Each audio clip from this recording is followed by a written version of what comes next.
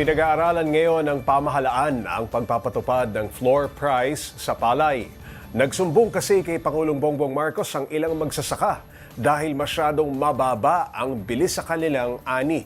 Para bigyan ng mukha ang balita, Mobile Journal Julie Baiza. Sa pagharap sa mga magsasaka sa San Ildefonso, Bulacan, nangako si Pangulong Bongbong Marcos na gagawa ng paraan na matulungan ang mga ito para patas na maibenta ang kanilang ani. Yan talagang pinupursige namin yung sa LGA para mabang presyo ng bigas, nakakapagbenta na tayo ng 20 pesos para doon sa mga ibang qualified at maganda ang buying price sa farmer ng palay. Ayon sa Pangulo, pinag-aaralan din nila na magpatupad ng floor price sa palay para hindi masamantala at malugi ang local farmers. Pinag-aaralan namin magkaroon ng floor price para wala namang malugi kahit na masyadong pagka masyadong malikot yung presyo, hindi tayo makapagplano ng maganda eh. Siguro kayo din, ganun din ang nagiging experience. Nauunawaan daw ni PBBM ang sentimiento ng mga magsasaka na halos ayaw nang magtanim dahil nawawala ng kita.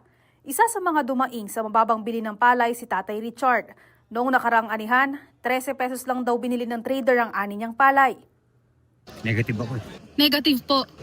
Hindi naman sa negative na negative. Kaya lang yung susunod, 4 na buwan inalagaan, halos sweldo ako ng 50 pesos. Kaya sa susunod na anihan, susubukan daw niya na magbenta sa NFA. Mas mataas kasi ang bili dito. 19 pesos binibili ng NFA ang fresh palay, habang 24 pesos naman sa tuyong palay. Isa pa sa hinaing ng mga magsasaka ang transportasyon. Sa namin sasakay, sila kami.